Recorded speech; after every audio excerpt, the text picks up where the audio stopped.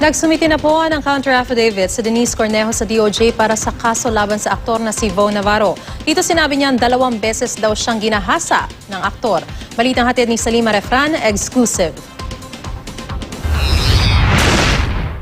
Sa kanyang 20 pahinang counter-affidavit sa DOJ, ibinunyag ni Denise Cornejo na hindi lang isa, kundi 2 beses umano siyang ginahasa ng aktor na si Vo Navarro. Sabi ni Cornejo, una siyang ginahasa ni Navarro noong January 17 nang bisitahin siya ng aktor sa kanyang kondo sa Forbeswood Heights. Pinaalis na niya noon si Navarro na naging agresibo ito at pinaghahawakan siya sa iba't ibang bahagi ng katawan. Dahil dito, tinawagan na niya ang mga kaibigang sina Cedric Lee at Ferdinand Guerrero para humingi ng tulong. Pero si Navarro, itinuloy umano ang panggagahasa. Di nagtagal, tumigil din ang aktor at agad umalis. Ito raw ang dahilan kung bakit niya tinext si Navarro ng bad boy ka.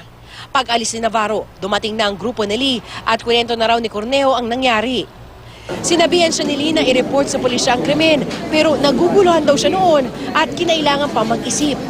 Matapos ang ilang araw, nakuha pa raw mag-sorry sa kanya ni Navarro at nagbirong, bawi ako sa'yo. January 20, nagpa-pap smear si Cornejo. Ipanaliwanag ng Cornejo na nahihiya siya at ayaw ipaalam ang krimen sa iba kaya hindi niya agad sinabing na-rape na siya umano ni Navarro noong January 17. Kahit na sinong babaeng kausapin mo na rape, mahirap sabihin ang pagkakataon ng kung siya ay nahalay o na-rape. No?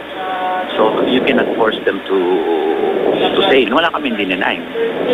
Wala kaming sinabing walang nangyari noong 17. We were just silent about it. So walang kinalaman yung 17 sa 22. Salima Refran, GMA News.